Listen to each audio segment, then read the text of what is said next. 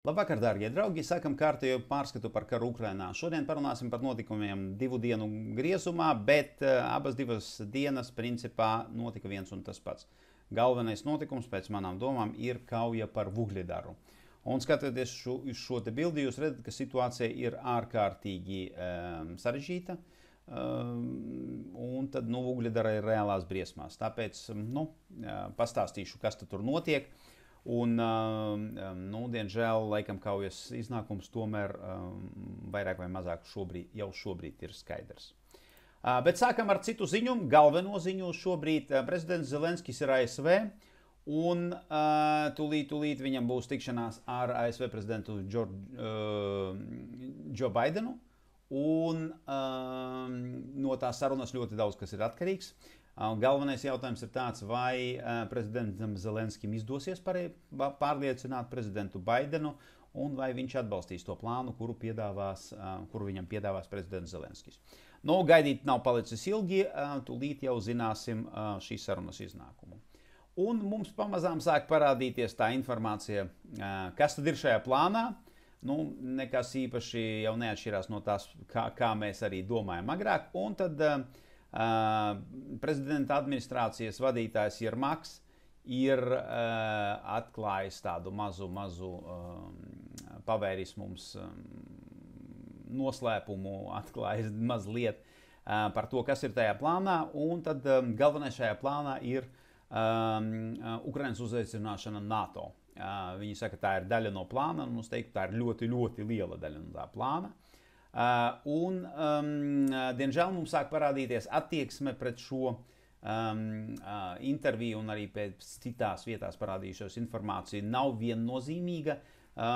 Ir arī sabiedrotie, kuri nav īpaši sajūsmā par to šādu situācijas attīstību. Un nav tā, ka tas plāns, tā skaitā arī SV, gūst viennozīmīgu atbalstu. Bet, kā es jau teicu, nesteigsimies, pagaidīsim, ar ko beigsies sarunas starp diviem prezidentiem, un tad mēs redzēsim, kāds tā situācija attīstīsies tālāk.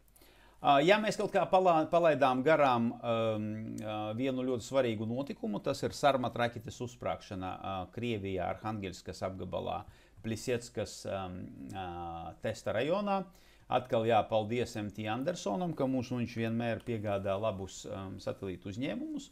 Un tas ir tā, kā izskatās šī testa vieta pēc sprādziena, un te ir tā Sarmat raķete. Lai jūs varētu salīdzināt, šis ir cilvēciņš pie raķetes. Tā ir tāda milzīga liela raķete, jauna Krievijas raķešu karaspēka kodola balistiskā raķete ar iespaidīgiem spējām. Uz papīra kā minimums, bet pagaidām izskatās tā, ka Krievijas armija pasteidzās šo raķeti uzlikt uz kaujas dežūrām, jo neizskatās tā, ka tā ir vēl pilnīgi gatava pildīt savus uzdevumus. Un tad šī testa vieta izskatījās šādi. Šeit bija raķete, tā ir raķetes šahta. Un tagad mums tur ir bedre, kas ir 62 metri diametrā. Viennozīmīgi raķetes, kuras pilnīgi ir gatavas stāties kaujas dežūrā un spējīgas iznīcināt pretinieka mērķus, tādus rezultātus nedod. Tagad par divām vietām, kur mums bija apšaudes. Oktyabrsky. Te mēs redzam sastāv no divām zonām. Ziemeļu un dienvidu, un ko mēs redzam tad ziemeļu zonā. Šīs rajons ir pilnībā izpostīts, šis rajons ir pilnībā izpostīts, un šis rajons ir pilnībā izpostīts. Tā kā bojājumi nodarīti nopietni. Skatāmies uz dienvidu rajonu, šīs te 4 noliktavas iznīcinātas, un kā minimums šitās 2, iespējams 3 noliktavas ir iznīcinātas. Šis laikam tomēr saglabājās. Jebkurā gadījumā pietiekoši iespaidīgs un labs trāpījums un lieli postījumi nodarīti. Kamiennī te arī ir viens ļoti interesants fakts, patiesībā 2 interesanti fakti. Galvenais saldais ēdiens Kamiennē ir šitie 4 bunkuri. Tur noteikti ir kaut kas ļoti dārgs un ļoti vērtīgs. Un tas, ko mēs redzam, nu, pirmkārt, vizuāli mēs neredzam nekādus bojājumus nevienam no 4 bunkuriem. Visi viņi palikuši neskarti, nav izpostīti, bet kas ir interesanti? Mēs redzam, katrā bunkurā vārtos ir trāpījis drons visos 4. Tā kā, precizitāte Ukrainas droniem ir ļoti, ļoti laba. Un visdrīzāk, kāpēc droni trieca tieši durvīs, visdrīzāk tā bija visvājākā vieta pēc viņu izvērtēšanā. Tikai vienīgais, ka tagad mēs nevaram pateikt, vai tiem droniem izdevās izlausties caur tām durvīm un uzspridzināt munīciju iekšā bunkurā, jo bunkurs var būt arī tik spēcīgs, ka sprādzienas rezultātā iekšā viss uzsprāgs, bet patiesībā no ārpuses mēs to neredzēsim. Tāpēc kopumā novērtēt šos rezultātus mēs šobrīd ne pozitīvi, ne negatīvi nevaram. Otra interesanta lieta ir šeit, un parādīšu to atsevišķi šitien te uzņēmumā, un ko mēs te redzam? Mēs te redzam vilcienu ar munīciju. Kā jūs redzat, šeit ir dzelzceļš. Un te ir viens vilcieniņš, un te ir vēl viens vilcieniņš. Tātad munīcija šajā munīcijas noliktavā veda ar ešeloniem lielā daudzumā. Un arī tie vilcieni, kurie tad atveda pēdējo munīciju šejieni, arī acīm redzami ir iznīcināti. Šis uzņēmums atšķirās no šīs te bildes, tad mēģināšu jūs norintēt. Šitien te ir tāds dīkis, ja, un šis dīkis ir rekurs šeit. Un tad redziet, atšķirās tā bilde mazliet, tā ir laikam vecais satelītu uzņēmums kā tāds, un tad ko mēs redzam šeit? Šeit mēs redzam neko. Un izskatās tā, ka visa munīcija, kura tika salikta visos šitajos te sagatavotās pozīcijas, nekur nekādu munīciju mēs šeit neredzam, mēs redzam tikai deguna pēdas un sprādzienu pēdas. Tā kā arī labs trāpījums, arī daudz munīcijas ir iznīcināts. Ļoti gribētos, protams, zināt, kādi rezultāti ir šitajos 4 bunkuros, bet es domāju, ka drīzumā, ja tur patiešām ir nodarīti kaut kādi bojājumi, mēs to arī uzzināsim. Apšaudes no Krievijas puses. Krievijas puse koncentrējās iepriekšējās 2 dienās Dņipra un Zaporižie un arī Slavianskas Kramatorskas aglomerācijā. Un tas ir tāds trauksmes zvaniņš, jo pirms tam Slaviansku un Kramatorsku Krievijas armija aiztika maz, jo tie nebija, viņi nav tie lielie galvenie mērķi. Galvenie mērķi bija dziļumā vai tuvāk frontei. Tagad izskatās tā, ka fronte būs tūlīt pat tuvāk Slavianskai Kramatorskai, un tad situācija jebkurā gadījumā Daņetskas frontē ir ārkārtīgi sarežģīta. Bet sākam ar Vuhļedaru. Un Vuhļedarā, kā jūs redzat, palielināju to bildi, jo pārējās fronta daļās nekas nenotiek. Un mēs redzam uzbrukumus. Lielais uzbrukums nāk šeit no Pričistivkas puses. Tāpat ir uzbrukums pašai Vuhļedarai un kaujas par ogļraktuvēm numur 3, kuras, diemžēl, vakar tika ieņemtas, kā arī Bagajavlinkas un Novoukrajinskas, un kā arī Vuhļedaras apšaude, tas ir daļa no tā uzbrukuma operācijas šajā virzienā. Tagad pa sektoriem, pa daļām. Pričistivkas sektors, šeit bija spēcīgas Ukrainas armijas pozīcijas, un tad Krievijas armija, nespējot izlausties tur, uzsāka manevru apējot šīs te pozīcijas. Un loģiskais nākošais solis Krievijas armijai būtu virzīties tālāk, apējot Ukrainas armijas pozīcijas. Diemžēl notika daļēji negaidīta lieta. Krievijas armija izdevās vienā rāvienā, vienā dienā visas pozīcijas ieņemt. Kas būtiski novājina Ukrainas armijas pozīcijas šajā virzienā, jo jā, šī pozīcija ir palikusi neieņemta, bet, būsim godīgi, tas ir vājš mierinājums, un situācija šeit ir pasliktinājusies. Pašā Vuhļedarā mēs redzam, ka Vuhļedara tiek aplenkta no abām pusēm, un arī caur šo te Dāču rajonu Krievijas armija jau iegāja Vuhļedarā. Un vakar tika pabeigtas kaujas par ogļraktuvēm numur 3. Diemžēl tās Krievijas armija izdevās ieņemt. Tad tu sīkāk pie Vuhļedaras, kas tad te notika. Pirmais uzbrukums bija šeit. šeit un tad šeit caur dačām, un tad mēģinājums ieiet Vuglidarā pašā. Nu, diemžēl mēģinājums beidzās veiksmīgi, un kad Ukrainas armija pārorientējās uz šo te iebrukumu, uzbrukums no otra flanga turpinājās, un Krievijas armija izdevās ieņemt šo te galveno aizsardzības pozīciju uz rietumiem no Vuglidaras, un tagad viņi atrodas kaut kur aptuveni šeit. Pašā Vuglidarā situācija ir šāda, nav nekas kritisks, bet nav arī nekas labs, jo Krievijas armija ir iegājusi iekšā rajonā un jau kontrolē vairākas daudzstāvu ēkas. Redzēsim, kā tā kauja attīstīsies. Problēma ir tāda, ka Krievijas armija šeit ir būtisks pārspēks, jo šajā te kabatā turēt daudz spēku Ukrainas armija nevar atļauties. Tāpēc Krievijas armija šeit ir pārspēks gan ugunsjaudā, gan arī cilvēkos.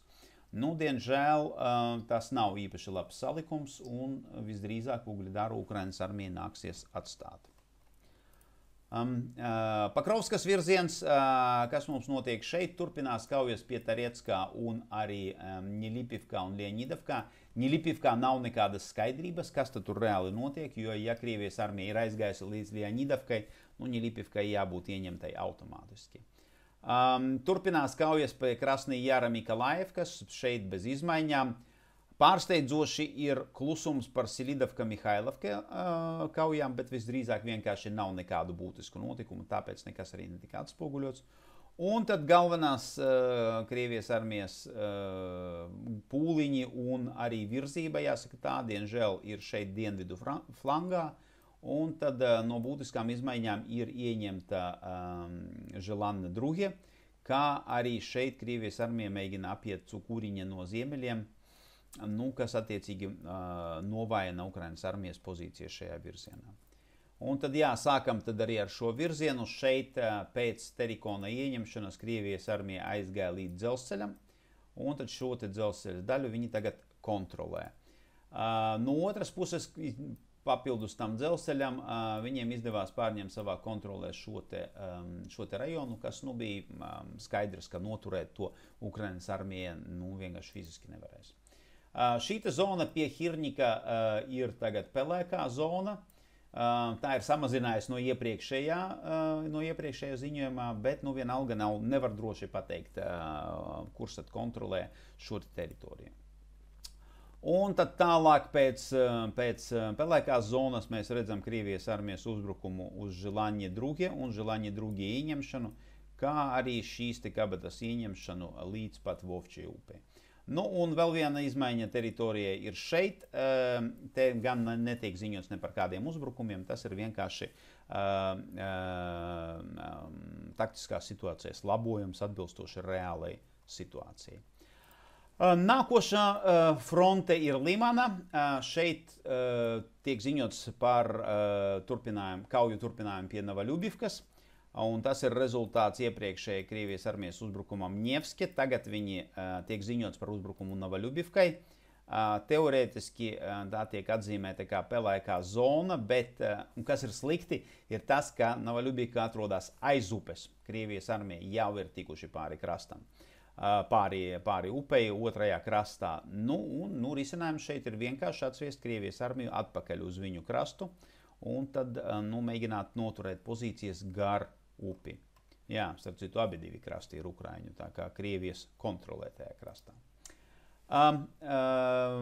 Kupianskas virziens šeit notiek kaujas pie Pišķāne, un te ir interesants tāds uzbrukums, jūs redzat nevis uz rietumiem, bet uz dienvidiem, kur viņš ir šeit, šitāds te, atceraties iepriekšējā dienā Krievijas armija uzbrukuma šeit, un tad viņi uzbruka uz šeieni. Kāpēc ne tālāk uz Krugļaikivku? Es domāju, ka galvenais iemesls ir tas, ka viņi paplašina uzbrukuma fronti, lai Ukrainas armija fokusētos nevis uz vienas vietas īsas, šauras, kur viņi tad var safokusēt gan savus spēkus, gan uguns līdzekļus, dronus un artilēriju, un tad Krievijas armija mēģina šeit maksimāli paplašināt fronti, lai tādā veidā izstaipītu Ukrainas armijas spēkus un tad turētu viņus nesaprašanā, kur tad galvenais trieciens notiks. Harkivas virziena, no Avšanskas ir pozitīva ziņa. Atceraties kaujas par agregātu rūpnīcu un tad attiecīgi ziņojam, ka Krievija kontrolē daļu no šīs rūpnīcas, vairāk dekontrolē. Tagad visa agregātu rūpnīca ir Ukrainas armijas rokās. Un te izskatās tā, ka neskatoties uz to, ka šī ir aizmirstā frontes daļa, šeit sīvas kaujas vēl joprojām rit un vēl neko nevar pateikt, kā beigsies šī kauja, bet pozitīvais ir tas, ka Ukraina kontrolē absolūti lielāko Vavčanskas daļu. Viņi kontrolē visu dienvidu daļu un aptuveni pusi ziemeļu daļas. Tagad pie Kurskas frontes. Šeit mums ir izmaiņas. Pozitīvi ir tas, ka arī ir zilās izmaiņas un daudz mazāk sarkano izmaiņu. Sākam ar šo te Gluškova virzienu. Tad šeit beidzot ir ziņojums par to, ka Ukrainas armija izdevās ieņemt Obad apdzīvoto vietu, bet tā ir divu māju sāģa uz pašas robežas. Īpašās nekādas jēgas un nozīmes tam nav. Ukrainas armija turpina mēģināt apiet Visole, un kā arī šturmēt Obuhovku un Visolē, bet šeit pagaidām ne par kādām izmaiņām netiek ziņots, izņemot Obadu ieņemšanu. Laba ziņa ir tāda, ka pie Ļubimivkas un Tolstī Lūk Krievijas armijas uzbrukums apstājās. To pašu mēs varam pateikt arī par šo te virzienu Darino Sverdlikava. Un, būsim godīgi, izskatās tā, ka šeit mums parādās arvien vairāk neskaidrības, cik tālu Krievijas armija ir tikusi un kur Ukrainas armija tos ir apturējusi. Bet pozitīvi ir tas, ka šeit izskatās, ka vismaz pagaidām Krievijas armijas uzbrukumu izdevās apturēt. Ukrainas armija turpina uzbrukt pie Vietriena, pie Kriminoja, pavirzījies uz priekšu, tagad jau ir apstiprināti virzienā no Naidjonovas Kamyšin. Tāpat arī ir nelieli panākumi starp Martinovka un Krūļi. Un atgriežoties atpakaļ pie Malēja Lokņa, atceraties, tur bija vienība, nebija vienība, palaida dronus, identificēti, tagad to sāga ir beigusies. Ukraiņi likvidējuši, paziņojuši, ka viņi ir likvidējuši šo te Krievijas armijas placdarmu. Un tad Ukrainas armija ziņo, ka viņi pilnībā kontrolē Maloju Lokņu. Vienīgā vieta, kur Krievijas armija ir panākumi, tā ir dienvidu puse, kur viņi turpina dienvidu austrumu frontes daļa. Turpina uzbrukumu uz Pļohava un arī uz dienvidiem no Pļohava gar robežu. Bet šeit pagaidām par Pļohava ieņemšanu runas pat neiet. Kaujas notiek tuvumā pie tās, kā arī mēs saprotam, ka arī šeit Krievija veic to pašu manevru, kur vairākās citās lietās, uzbruk no austrumiem, pēc tam mēģina paplašināt uzbrukuma rajonu ar apiešanu, apdzīvotās vietas apiešanu no dienvidiem un tad uzbrukot šī te vietai no divām daļām. Jā, tas šodienai man ir viss. Kauja par Ugļidaru turpinās, un kauja par Ugļidaru būs šīs nedēļas galvenais stāsts. Pagaidām, diemžēl, tas stāsts izskatās pagalam negatīvs. Jo Krievijas armija, kā es jau teicu, šeit ir gan skaitliskais, gan arī kaujas ugunsjaudas pārsvars. Piekam būtisks pārsvars, un tad izskatās, ka Ukrainas armija uzdevums noturēt Ugļidaru būs praktiski neizpildāms. Cerēsim, ka es kļūdos, bet rīt tad atkal jums pastāstīšu, kā attīstījās situācija šajā rajonā, kā arī visās citās frontes daļās. Jā, tas noslēdz manu šodienas raidījumu. Paldies par jūsu uzmanību un līdz rītam!